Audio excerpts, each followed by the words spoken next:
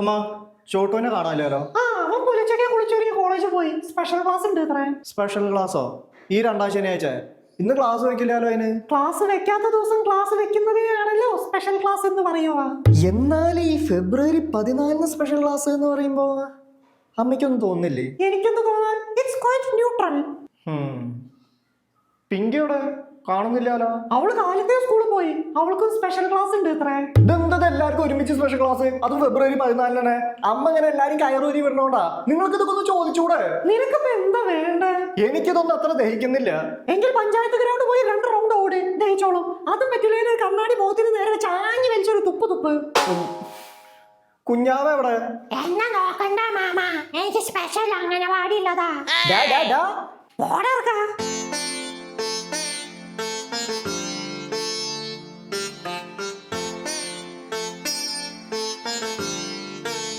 പോട്ടെ മോനെ, ഒരാൾക്ക് പെണ്ണില്ലാന്ന് കരുതി അതൊരു കുറവൊന്നുമില്ല.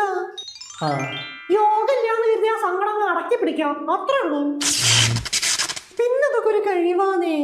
പെൺകുട്ടികളുടെ മനസ്സിൽ ഇടം പിടിക്കാന്ന് പറഞ്ഞാൽ അതൊരു മിടുക്കും കഴിവും തന്നെ. എന്റെ കുട്ടിക്ക് ആ കഴിവ് ലേശം തീണ്ടിയിട്ടില്ല എന്ന് കരുതി നീ ഉണ്ടാക്കണമെന്നല്ലോ.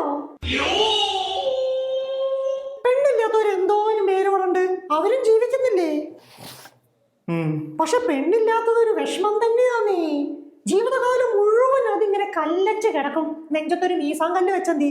പോട്ടെ, എന്റെ കുട്ടിക്ക് അതിനുള്ള ഒരു യോഗ ഇല്ലാത്തോണ്ടല്ലേ. സാരില്ല.